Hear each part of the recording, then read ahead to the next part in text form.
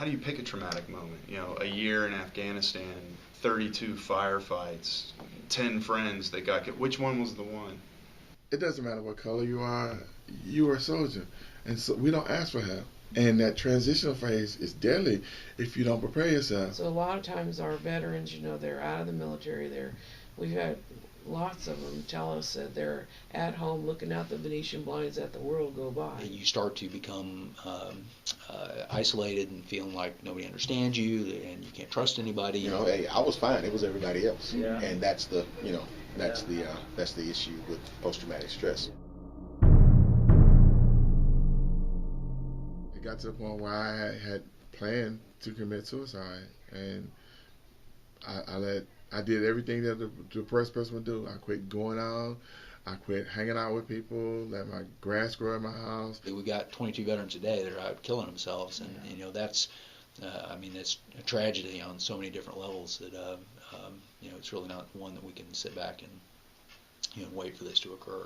The day that I was planning on doing it, I was sitting out there saying, and something just came across my mind and said, what if you miss? What if it's not your time to go?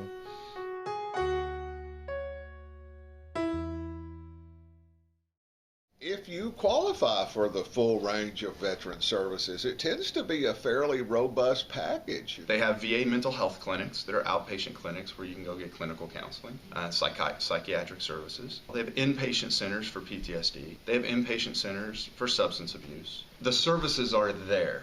To qualify for mental health services, you have to have one of what we call the big three diagnoses. Yeah. Major depression, one of the schizoaffective disorders, or bipolar. The VA, they try very hard with the resources they have, and within their purview, they're pretty good at what they do. Yeah. But they miss a lot. If service members, veterans, and families choose not to use VA services, or there's a barrier to VA services, transportation. If you've traveled this state, it's a big state. Yeah. And there's a lot of people that don't live near anything, much less a VA clinic. Because when veterans come home, when they're making that transition, there's usually a multitude of things that they're dealing with. Behavioral health may just be one piece of it. When I look at the veteran who's drinking because he's PTSD, he's not drinking, in my opinion, because he's an alcoholic. I think they're self-medicating because of the PTSD. Hardest to reach population, in my opinion, is going to be our homeless. Those who most likely have mental health issues and the most likely to not receive proper care.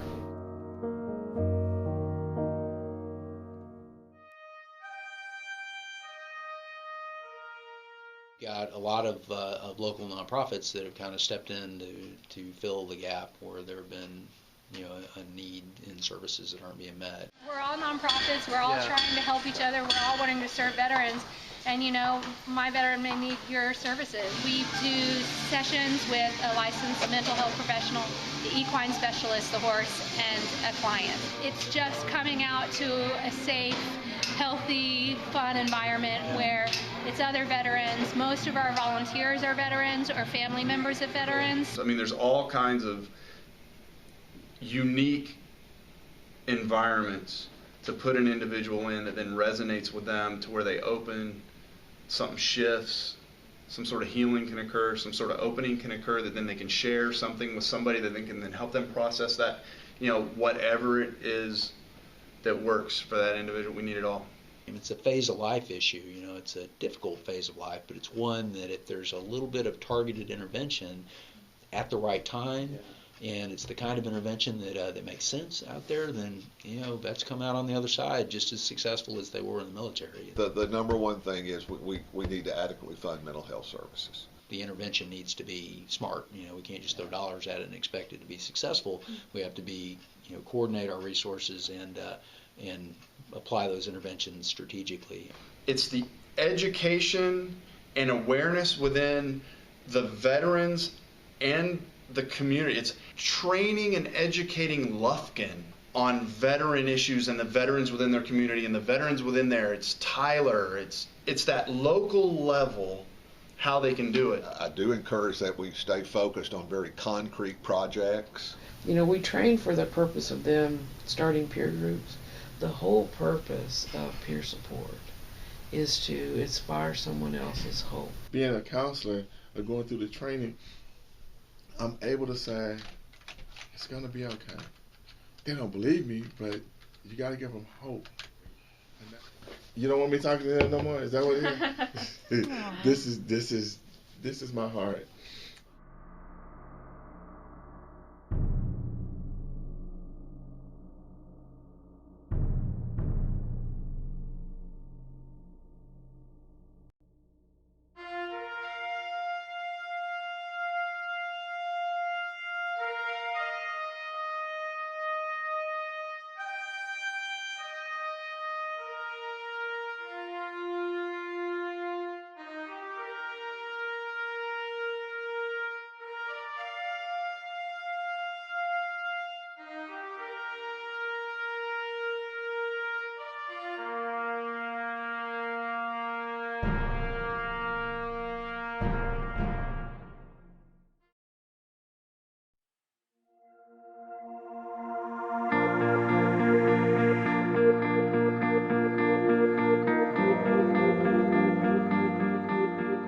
My name is Lauren Seymour. I'm a first-year Masters of Public Affairs candidate. My name is Aileen Ford, and I have a veteran connection in my family. My grandfather was in the military. My name is Alex Leist. I have personal connections to veterans from my friends, and my grandfather was in the Air Force. So for me, one of the biggest things was putting a face to the overall veterans population and putting a face to mental illness. I think veterans' mental health is an issue that a lot of people are aware of, but they don't really understand the intricacies and a lot of the details of it. I think it would be really helpful if some of the state money could be allocated or kind of funneled more towards the community aspect, so the nonprofits out there. From our research and our interviews with people, it seems that the nonprofits that are helping to fill the gaps that perhaps the VA or the state can't cover are very effective for helping veterans with mental health issues. My opinion of the veterans courts that we saw both here in Austin and Dallas is that they're a very innovative and interesting way to approach the intersections of different mental health and substance abuse issues that veterans are facing. I liked that a lot of the judges were veterans themselves or had a deep connection with the veterans community. They had that sensibility and that knowledge that you can't always have when you're a civilian. And so I think these kind of coordinating bodies can help bring in all parts of the community to try and work on this problem and tackle it together. My biggest takeaway from the project was meeting the professionals and seeing their connections to veterans and how deeply they care. And most of them are veterans, so it was impressive to see them return to continue their service to help their fellow veterans to get all the mental health and physical health services they need.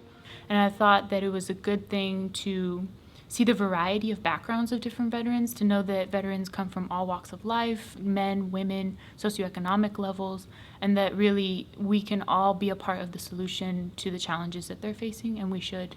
The most innovative services that I saw were the alternative practices when paired with traditional practices such as therapy or psychiatric care.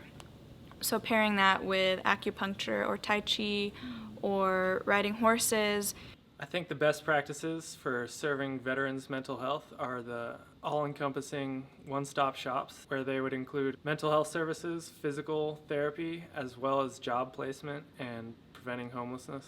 I think the best practices were the veteran-run organizations, or at least the organizations where veterans were heavily involved, particularly eQuest with equine therapy, where veterans were hands-on working with other veterans. Also one-stop shops, particularly Heroes Night Out, when you have the peer-to-peer network where people are really coming together in a single place, having a lot of workshops, a lot of informal conversations, just camaraderie really, and having a welcoming environment to bring veterans in. The best way for community members to get involved is to directly reach out to veterans and educate them on the services that may be available if they are not aware. Anything that can kind of help bring a veteran out and help them want to seek further help. My greatest takeaway is definitely the passion that a lot of people bring to this issue, and just how much the state of Texas and a lot of key stakeholders are doing to increase access to services and to improve their quality. The most profound moment for me was realizing how big of an issue military sexual trauma was, because I had never actually heard about it or thought about it before, and there's large numbers of veterans who have suffered MST during their service. One final thing that I would like to say, the impact of mental health for veterans is not just something that's individual, which is important. It's also something that's affecting their families and their larger communities and their children and their caregivers and their employers. So it's definitely something that affects us all as Americans.